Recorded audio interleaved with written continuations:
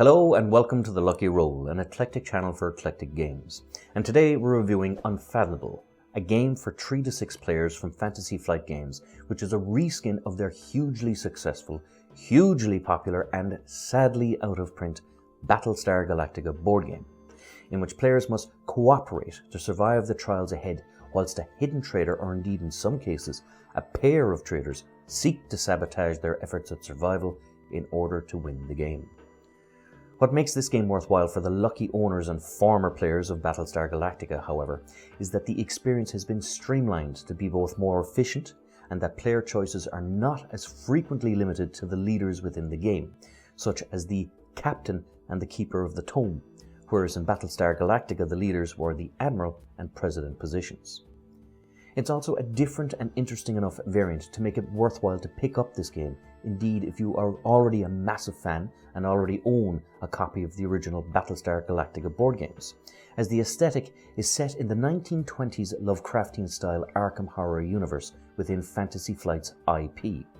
and the experience is a different enough one to warrant a fresh take on a classic traitor mechanic genre, in case you ever want to give your precious and valuable Battlestar Galactica box a rest, while still scratching that substantial hidden traitor among us itch that makes these games so great.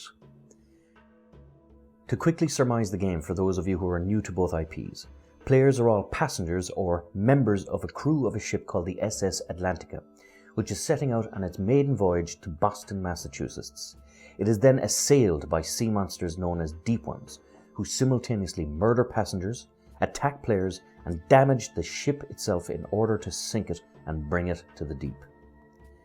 In order to survive, players must ensure that the ship remains in good repair,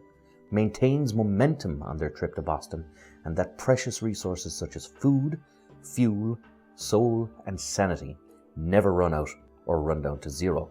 lest they give in to despair, hunger, or are trapped in the middle of the ocean and left to the tender mercies of the Deep Ones.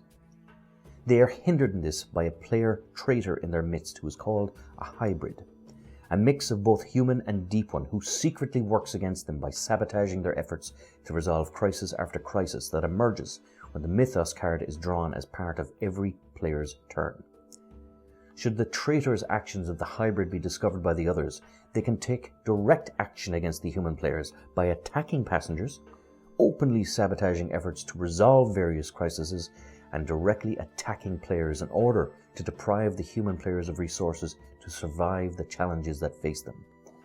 There are 2 points in every game where players learn whether they are a hybrid or a human, both at the onset of the game, where 1 loyalty card is given to every player as part of a setup, and halfway through the game, where a player who was up to that point human may now become a hybrid and work against their former compatriots' efforts in order to win the game. The core mechanic of the game is the Mythos deck, which presents a crisis in every player's turn and shows a stark pass or fail result should the players succeed or fail in resolving that crisis. There is a number in the top left of the card and a series of skills that contribute to the resolution of that crisis. Every player has a different skill set to draw from, and when a Mythos card needs to be resolved, players in secret contribute various skill cards that count towards the score needed to pass that crisis. Skill cards that are not listed as part of the skill set count as a minus towards the score, and this is the best way that a secret traitor can sabotage efforts to save the ship. Hybrids are added in this by the addition of 2 random skill cards from a chaos deck that aids in hiding the traitor when skill cards are tallied. However, if the traitors are too brazen in their efforts of sabotage, it may become obvious to the humans that there is a traitor in their midst when 3 negative skill cards are revealed during the counting of a tally. The other major mechanic of the game is the combat, in which the ship is constantly under threat from assailing Deep Ones, and it brings a great sense of combat and purpose to the players of the ship, as they are consistently trying to rescue passengers and battle Deep Ones as they seek to overthrow and sink the ship. In Battlestar Galactica, it was predominantly only pilots that engaged in large-scale combat, and certain characters that could repair the ship, whereas here, every player is able to take the bull by the horns per se and engage in battle with Deep Ones, repair the ship, rescue passengers, and attack traitorous hybrids that seek to betray them. In Battlestar Galactica, there was a jump track in which all Cylon attackers and raiders disappeared. In Unfathomable, this is split into two parts. There is a ship movement track and a cast track. The ship movement track is how the human players win the game. Whenever the ship moves, all deep ones in the sea that are attacking the ship move down the board one space. If any deep one or monster is at the edge of the board as the ship moves, they are removed from the play area.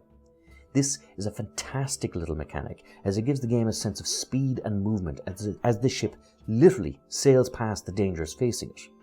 It also heightens the urgency, as when the ship is not moving, it becomes all the more apparent to the players as deep ones begin to swarm the ship, and the tension created by feeling stagnant really adds to the atmosphere of the game. When the ship reaches the end of the movement track, it's reset, and the two destination cards are drawn by the captain.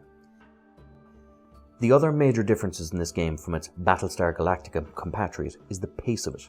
This is a much more streamlined experience with only 6 action board spaces and a near constant threat of combat from the deep ones. The lore and the aesthetics are engaging and beautiful, and the melodic soundtrack that is recommended for this game really adds to the atmosphere. During our playing of this game, we had a mixture of soundtracks from Aliens, Lovecraft horror music, and various ambient horror scores that really set an unsettling and creepy atmosphere to the tone of our games.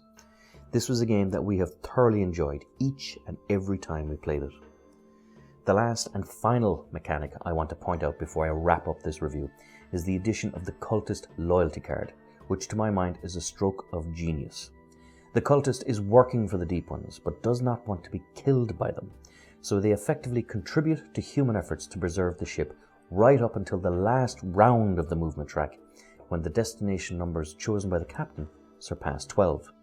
They must then sabotage the ship in those final rounds in order to both please their masters, the Deep Ones, but also to survive themselves in order to win the game. It's a mechanic that adds a great twist of a knife for the endgame when salvation is in sight, and has been absolute manic fun each time it's come up for us, as the last sudden and vindictive betrayal in the last moments has just been fantastic fun. This is a gem of a game, and one I am very happy to slot alongside my precious copy of Battlestar Galactica, as they are both similar enough to scratch that old Battlestar Galactica itch, but different enough that it's able to give me a unique itch of all its own that'll be there days when I want to play it over its Battlestar Galactica cousin. An absolutely fantastic game. Until next time, this is Sean from The Lucky Roll. If you enjoyed this review, please like, subscribe, all that good YouTube stuff. And until next time, good luck, God bless, and stay safe.